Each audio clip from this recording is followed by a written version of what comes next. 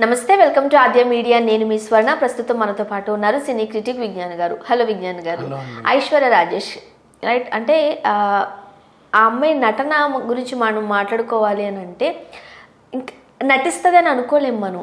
ఒకవేళ ఆ పాత్రలో ఆ అమ్మాయి ఉంటే ఎలా బిహేవ్ చేస్తుందో అట్లానే చేస్తా, అంటే జీవిస్తారో అని మనం చెప్పచ్చు.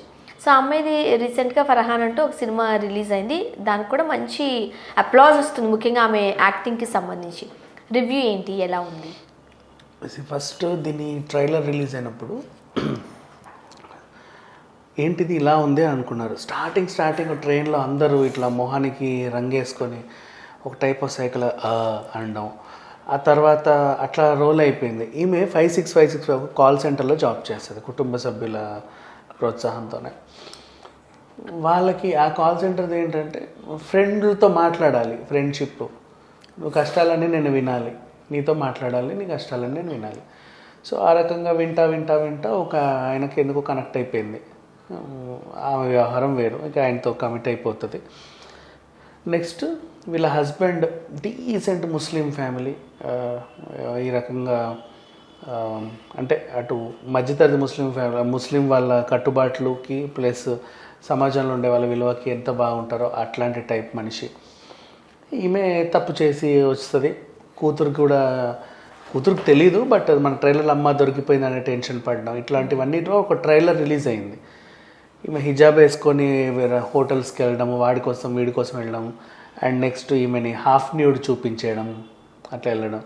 అండ్ వీళ్ళు కూడా లిఫ్ట్లో ఇలా ఉంటే రమ్మని అర్థం, అలా ఉంటే అది ఇప్పమని అర్థం, ఇది చూపిమని అర్థం అని చెప్పేసి వీళ్ళు ఏదో డబుల్ మీనింగ్ డైలాగులు చెప్పడం.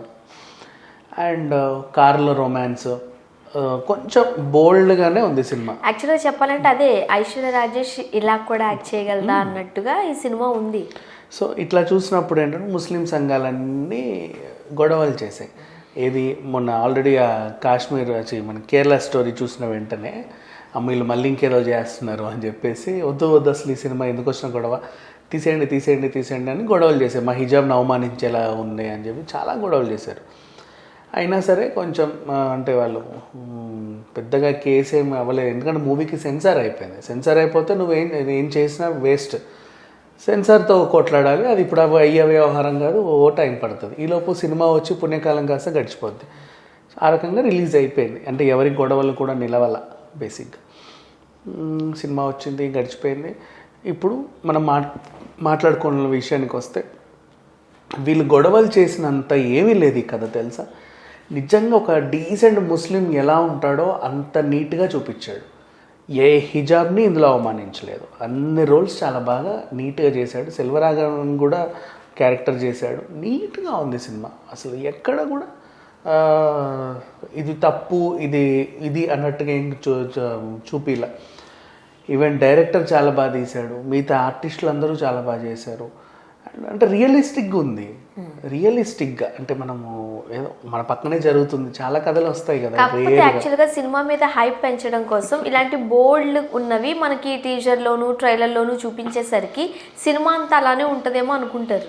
అవును, అట్లా చూపించినందుకే భయపడ్డారు, అదొకటి. అండ్ నెక్స్ట్ ఈవెన్ కేరళ స్టోరీకి వాళ్ళు వేసిన జిమ్మిక్ ఏదైతే ఉందో 32,000 మంది మిస్సింగ్ అని చెప్పేసి, అండ్ ఇంకేదో అయింది, రిలీజ్ అయ్యే వరకు ఆగు అంటాడు. అవి ఏం లేవని చెప్పక వీళ్ళు కూడా అలాగే కొంచెం అనుకున్నారు. బట్ ఇప్పుడు ఆ వివాదము ఇంకేదో కాదు, స్టోరీ కనెక్ట్ అయిపోయింది. చాలా బాగుంది, అద్భుతంగా పండింది.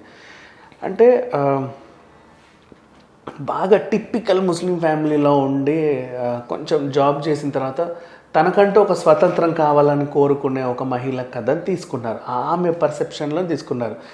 ఆమె చేసింది తప్ప రైటా అనే డిబేట్ అనవసరం. ఎందుకంటే తప్పు చేసింది అని వాదించే వాళ్ళు దాన్ని తప్పని అంటారు, అది మంచి అని వాదించే వాళ్ళు మంచి అన్నా కూడా ఎవరు గెలవరు దీంట్లో, ఇవి చేసిన దాంట్లో. ఎందుకంటే అట్లా ఉంది కదా చెప్పాలి అంటే. దానికి తగ్గట్టు బ్యాక్గ్రౌండ్ మ్యూజిక్, మళ్ళీ వాళ్ళందరినీ ఇట్లా మాస్క్ వేసుకొని ఒక సైకిక్ ట్రాన్సాక్షన్లో తీసుకోవడం. ట్రైలర్లో మీరు చూసి ఇట్లా ఎంట్రికలు నిలబెట్టిన గూస్ బంప్స్ చూపిస్తారు. ఇట్లా ఇంత బాగా తీశారంటే అది సినిమా చూసే ఎక్స్పీరియన్స్ చేయాలి. అందరూ కూడా ఈ సినిమాని తప్పకుండా చూడాలని నేను చెప్తా. ఈ మధ్య అంటే కస్టడీ కొంచెం అమ్మో అనిపించేస్తే ఇది నాకు అమ్మయ్య అనిపించింది సీరియస్. ముఖ్యంగా ఐశ్వర్య రాజేష్ సినిమా అని అంటే చాలా మందికి ఒక ఎక్స్పెక్టేషన్ ఉంటుంది, ఎందుకంటే ఆమె లేడీ ఓరియంటెడ్ సినిమాలను లేకపోతే కొంచెం కథ పట్టు ఉన్న సినిమాలే చేస్తూ ఉంటారు, రైట్? సో అలాంటి అమ్మాయి సినిమా అనేసరికి ఒక ఎక్స్పెక్టేషన్ వచ్చింది. బట్ ఎప్పుడైతే కాస్త బోల్డ్ కంటెంట్ కనిపించిందో చాలా మందికి రకరకాల డౌట్స్ వచ్చాయి ఎలా ఉండబోతుందని. ఎందుకంటే ఆ అమ్మాయి చాలా హోమ్లీగా ఉన్న క్యారెక్టర్సే చేయడం ఇంతవరకు మనం చూసాం కదా. అన్నీ చేస్తుంది ఐశ్వర్య. మనకి చాలా రేర్గా దొరికినటువంటి జెమ్స్లో ఈ అమ్మాయి ఒకటి. అట్లాగే పాయల్ రాజ్పుత్, ఇప్పుడు ఆమె నెక్స్ట్ మంగళవారం అనే సినిమాతో వస్తుంది, అజయ్ భూపతిది, సేమ్ RX100 డైరెక్టరే. అందులోనూ వెనక నుంచి ఆ సెమిన్యూడ్ ఫోటో తీసి బాగా వివాదం అయిపోయింది. అది కూడా కొంతమంది ఆర్టిస్టులు అంటే సినిమా కోసం ప్రాణం పెట్టి పనిచేస్తారు, మన సమంతలాగా. అట్లా చాలామంది ఉన్నారనుకోండి. బట్ ఇట్లాంటి వాళ్ళని చూస్తే అది ఏదో డిఫరెంట్ కంటెంట్ అని అనిపిస్తుంది. ఇప్పటివరకు ఐశ్వర్య చేసే సినిమాలన్నీ చూడు ఏదో ఒకటి ఉంటుంది ఆస్పెక్ట్ దాంట్లో సంథింగ్. అండ్ ఇందాక మాట్లాడుకున్నట్టు, ఇందాక నువ్వు చెప్పినట్టు అది Vijay Sethupathi cinema wife of Ranasingam ఏదో ఉంటుంది. ఈవెన్ అట్లా చూసుకున్నా సరే హస్బెండ్ కోసం పోరాడే తీరు అవి ఇట్లా డిఫరెంట్. మొన్న కూడా ఒక క్యాబ్ డ్రైవర్ గా ఎంఏ వర్క్ చేసినట్టు ఓటీటీలో కూడా ఒక సినిమా రాలేదు. అంతకుముందు క్రికెటర్ గా కృష్ణమూర్తి, కౌశల్య కృష్ణమూర్తి. యాక్చువల్గా ఆ సినిమాతోనే ఆమె మంచి హిట్ కొట్టారు తెలుగులో. అవును కదా.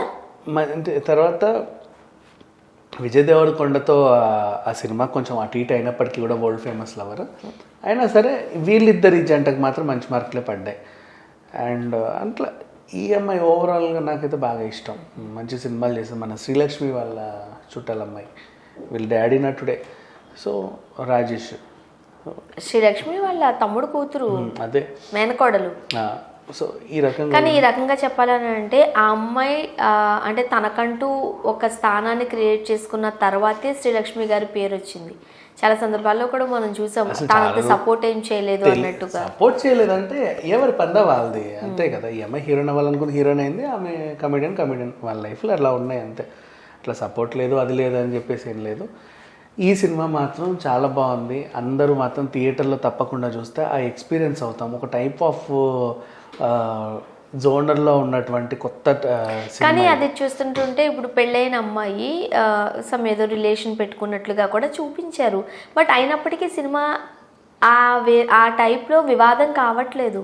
అదే కదా, ఎప్పుడైనా సినిమా చూస్తే కదా అందరూ కూడా. ఇప్పుడు కూడా మన కేరళ స్టోరీ కూడా సినిమా చూసిన తర్వాత కన్విన్స్ అవుతుంది ఆ ముగ్గురు స్టోరీ అని. ఇంతకుముందు ముఖ్యమంత్రి కూడా కంగారు పడినట్టు 30,000 మంది స్టోరీ కాదు అది. సో అట్లా వీళ్ళు ప్రమోషన్స్ కోసం చిన్న చిన్న జిమ్మిక్స్ చేస్తూ ఉంటారు అప్పుడప్పుడు. సో ప్రమోషన్స్లో భాగంగానే ఇదంతా అనుకోవాలా? యా ప్రమోషన్స్లో భాగంగానే ఇదంతా. కానీ అంటే ట్రైలర్ ప్రమోషన్ ఇంకా సినిమాలో ఉందే చూపించారు, కాకపోతే వాళ్ళు కట్ కొంచెం డీసెంట్గా కట్ చేశారు. అది కాస్త వీళ్ళకి భయపెట్టింది అందరినీ. ఇప్పుడు ఇది ఓకే మూవీ అయితే మాత్రం నాకు తెలిసి ఈ వీక్ కనుక కొంచెం చిన్న చిన్న మౌత్ టాక్ బాగా ఉంటే ఇది లేచే అవకాశం ఉంది. ఓకే, ఈ సినిమాకి మీరు ఇచ్చే రేటింగ్ ఎంత? ఈ సినిమాకి నేను ఇచ్చే rating 3.5/5. Thank you so much. Thank you.